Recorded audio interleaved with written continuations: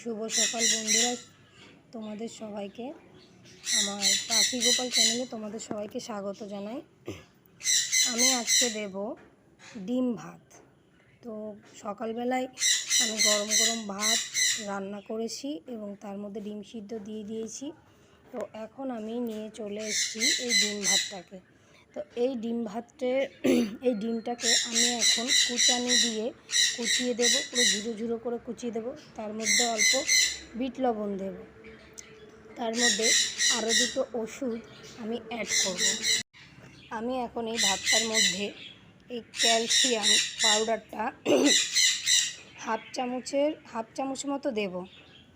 আর এই যে মাল্টিভিটামিন ওষুধটা রয়েছে, এটা আমি 4 ভাগের 1 ভাগ দিয়ে ভাতটাকে সম্পূর্ণভাবে মিক্স করে সব পাখিগুলোকে আমি এখন দিয়ে দেব।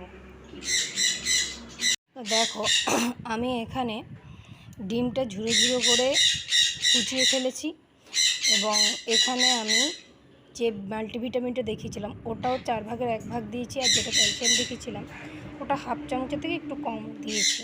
এবার আমি এটাকে মিক্স করে নেব। এবার আমি সুন্দরভাবে এটাকে মিক্স করে নিলাম।